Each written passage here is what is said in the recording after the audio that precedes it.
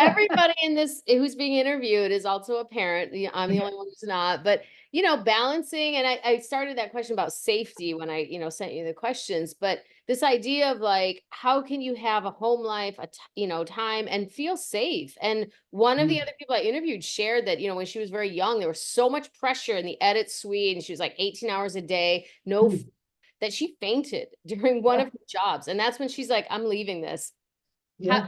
And we don't think about that. We think about it on set maybe for stunts and safety and all those other things. But what about that in the edit suite? Can you talk about maintaining your health and well-being? Yeah, I mean, I think I mentioned earlier, like in the beginning, I did all of that stuff. And unfortunately, it took until I had kids before I had to go, I can't do this. And so I say it to people I meet all the time, like, don't say you have to leave because you have kids. Like when you don't, say, I've got to leave because I'm making dinner tonight. I've got to leave because I've got to feed my cat. I've got to leave because I want to sit in the bar for the book. You don't need, we shouldn't need, I mean, like I say, we shouldn't need to have a reason. You should be allowed. I mean, I've done I've talked on training programs where they've told me that they teach the students that you basically have to give up your life to work in this industry, that you won't have a partner, that's how it is. And I'm like, that's rubbish. And then someone told me I'm a unicorn because you don't have people who have kids and do all this. And what I can say is it is not easy. It took until I had number three for me to know that I could now put boundaries in. Most people don't get that far. I'm just very stubborn. Number one, I was going in when I had the first one, I went back to, I mean, I did go back to work we get a lot more time off, although I'm freelance, so it's very much how much. So I went back after 3 months for a day and realized I wasn't ready.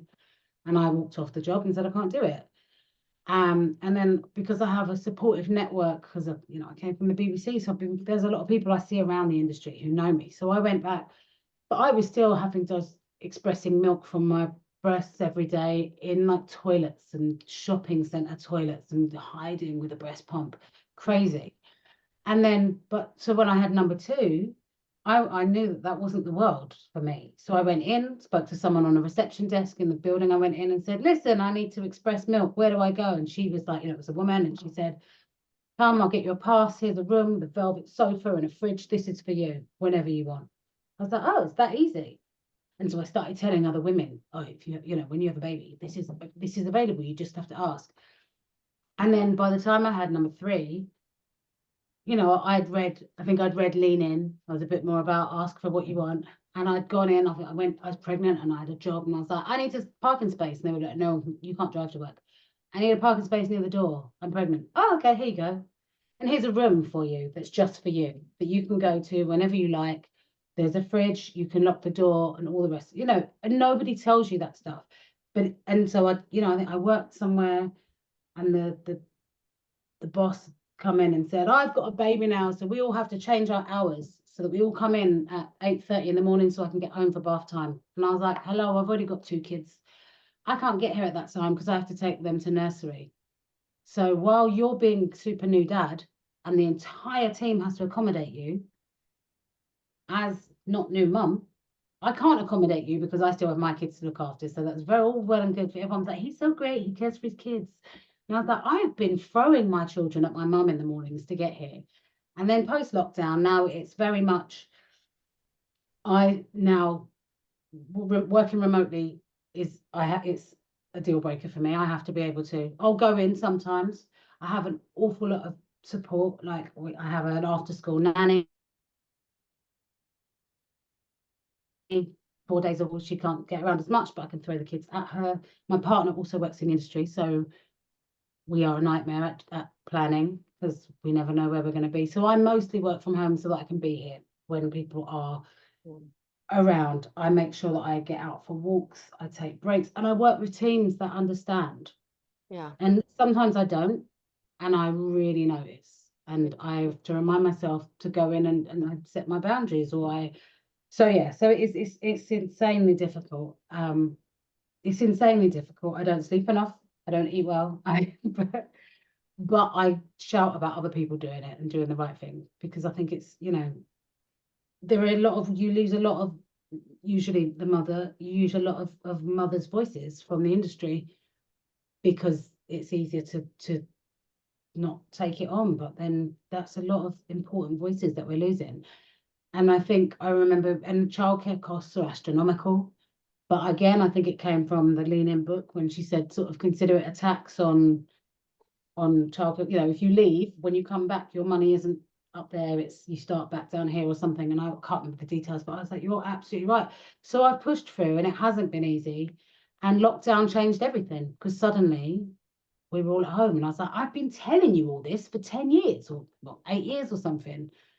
Um, I've been telling you I could do this, and suddenly you'll let me, and suddenly I can do all the jobs that I want to do, and not just the ones where I only have to come in 2 days a week, or or the or I found a great when I was pregnant with number two, I did a great sort of flexible freelance contract for a year where I was with another mum, and between us, she did 2 days, I did 3 days, then we'd switch the next week. If someone was sick or the kid was sick, we'd cover. And it worked seamlessly for the company. They loved it because there was always someone who knew what was no that that suite never needed filling because we had it covered. Mm. But it took a forward-thinking company. I think it happens more and more now. Yeah.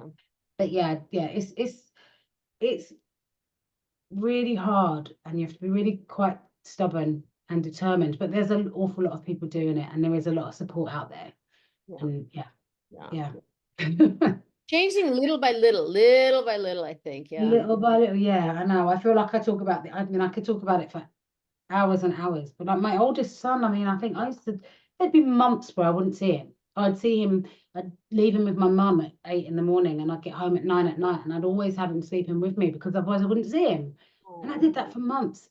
oh, Whereas my youngest, she's 5 now, if I leave the house to go to work, she's like, "What are you doing?" And I'm going into work today. She's like, "But you work upstairs." I do, but sometimes I like to go and see adults. And whereas she was shocked if I leave the house without them. So yeah, yeah, yeah. it's crazy time. But it's not forever. It's crazy time. Yeah. And if it was a 9 to 5 job, it wouldn't be as much fun. But that No, setting boundaries is a really key because it is the pressure from the industry, but it's also just what the work entails. And sometimes it's yeah, hard to just turn it off and go home. But yeah. I mean, the nice thing about working from home is I tend to do, a lot of people know I disappear on like a Monday afternoon because it's like football and ballet for all my kids, and I'll disappear. But then I pick those hours up later. yeah, But because we all live with this eternal guilt, I then end up giving them like another, an extra 4 hours into the night because I feel like I've missed something and I haven't. But everyone gets all this overtime that I'm not charging for because yeah, I spend all my time thinking, oh, I did stop to go and pick them up from school, or I did stop to sort out a fight or whatever, I stopped. And to replace that, I then end up working for a load more. And also just because I get really passionate about it. yeah, Something that I love, I'll yeah, find myself, they'll all go to bed and I'll sneak back into the edit, yeah, which is the problem with working from home. And I'll be working until 2 or 3 in the morning because the house is quiet yeah, and I've got no distraction and I love it. yeah, But then I've still got to get up and take them all to school the next day. So yeah, yeah, it's a juggle, but I think, yeah, it's getting slowly better. I think, again, like anything, you've got to find your people, find your support network, which isn't easy yeah, at all. But yeah, yeah. yeah, So I always say to any like new mums in the industry I meet, I'm like, just message me online anytime, and I'll tell you if I know a hack for where you're working or someone.